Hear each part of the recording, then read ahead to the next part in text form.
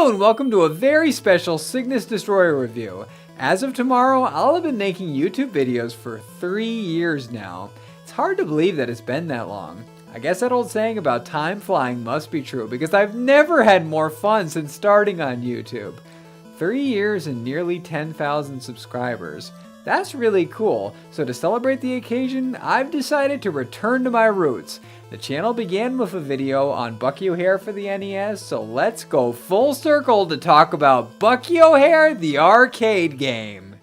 Just like its NES counterpart, Bucky O'Hare was released in arcades in 1992. As I mentioned in my original review, Bucky started as a comic book by Larry Hama that later became an animated series following the success of the Teenage Mutant Ninja Turtles. Bucky didn't have the longevity of the TMNT, and the franchise has been in limbo for over 20 years now, sadly.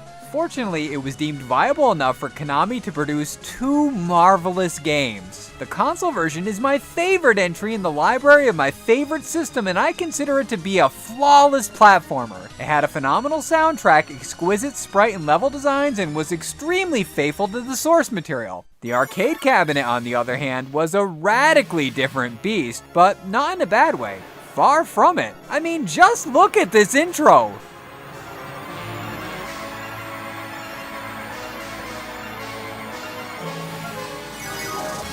Complex, and the evil Toad Empire is planning to enslave the entire Aniverse. Their most ruthless weapon is the Climate Converter.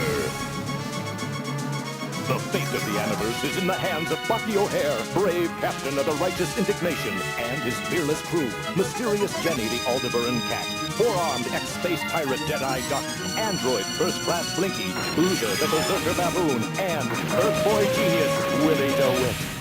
That is epic! If that doesn't get you pumped up and ready to croak some toads, then I don't know what will. After inserting tokens into the machine and starting a session, we're brought to the character select screen. Present and accounted for are Jenny, Deadeye, Blinky, and our fearless leader. MIA from the Righteous Indignation crew is Willie and Bruiser, who only appear in cutscenes. Willie was included in the 8-bit iteration, so his absence didn't bother me. Bruiser was omitted from that release due to his gargantuan stature, so it's a shame that he never got his moment to shine.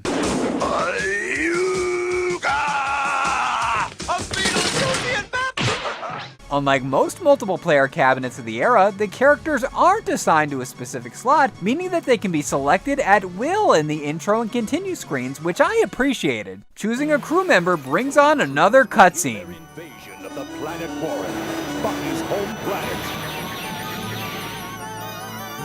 Oh, the slithering pack of filth bums! Look at them, mateys! How can they do such a thing? Nothing in the Aniverse will be safe from those wart-brained toads.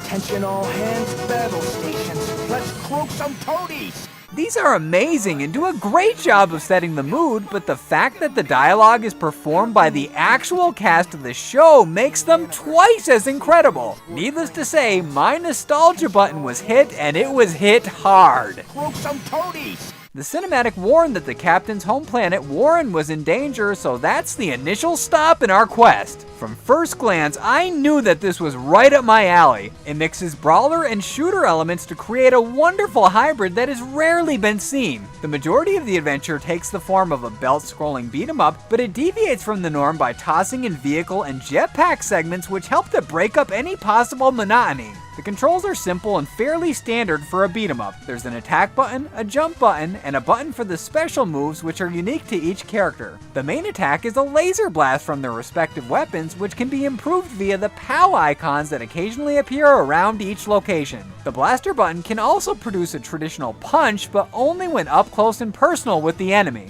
The jumping is multifaceted as well. Pressing the jump and attack buttons simultaneously after a leap will result in a downward kick, while pressing jump twice in succession will decrease their descent and allow them to briefly float in the air. This can come in handy for avoiding projectiles from enemies and bosses. I experimented with the 4 heroes, and with the exception of the special abilities, all of them seem to control the same. They all use blasters, hover jump, and drop kick. All of the characters groan in pain when they're hurt or die, again provided by the voice cast.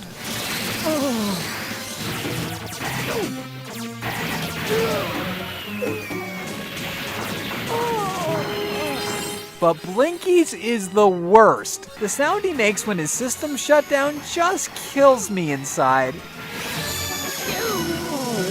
Poor little fella.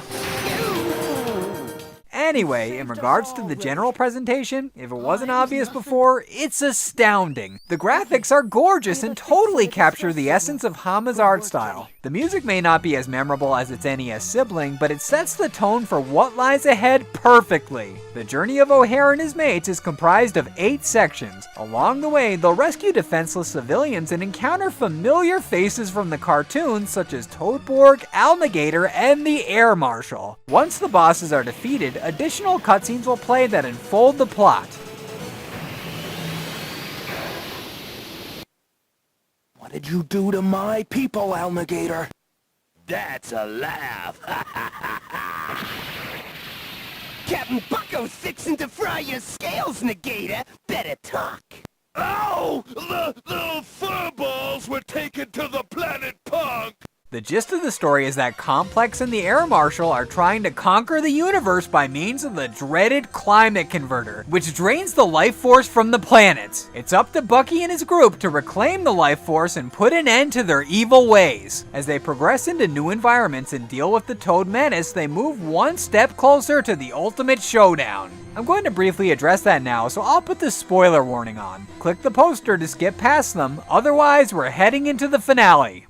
The Air Marshal flies around in a mini space cruiser and he can be a pain to take out, especially since he's accompanied with dozens of his loyal troops. Once he's eliminated, it's on to Planet Life Force for the battle against Complex. The final stage begins with the Righteous being all but demolished, resulting in a jetpack ride filled with foes and obstacles. Complex awaits at the bottom and it is freaking huge! Unleash the fury and assault it with everything you've got and it will eventually break into individual pieces. Once the core is destroyed, the remaining part of the Righteous will swoop down and pick up our heroes.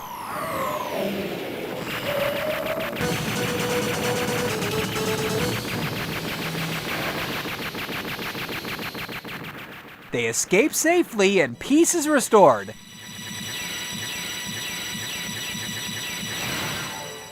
It's not much of an ending, but the cinematics that preceded it felt like a lost episode of the cartoon, so I'm not complaining. Bucky O'Hare, the arcade title, may not be of the same caliber as its NES sibling, but it's still a fantastic experience. It's a solid beat-em-up with a twist, and the excellent utilization of this beloved franchise is icing on the delicious brawler cake. I would absolutely recommend giving this a try. Seek out the ROM and load it up in MAME, and I guarantee you'll have a good time. Anyway, that wraps up my 3rd YouTube anniversary. Thank you all for being a part of it and for showing me support. It truly means the world to me. Be sure to come back next week for a look at a cool ROM hack, but until then, this is Matt, aka Cygnus Destroyer, signing out.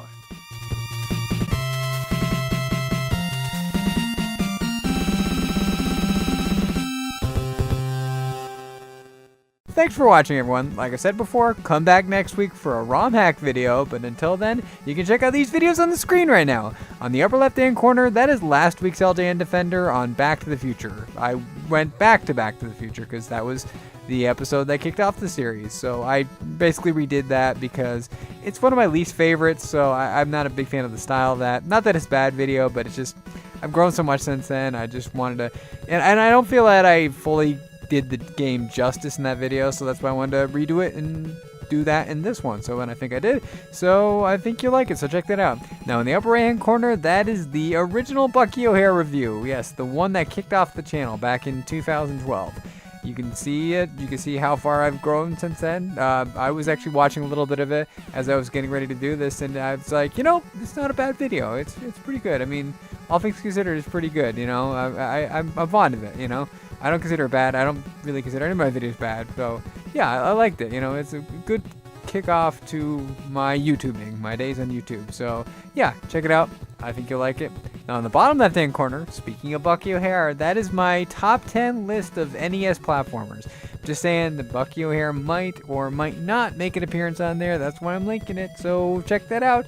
And as always, for anyone who's new to my channel, if you like what you saw and you want to see more, click that red box right there and that'll subscribe to the channel and be able to keep up to date with all my current content.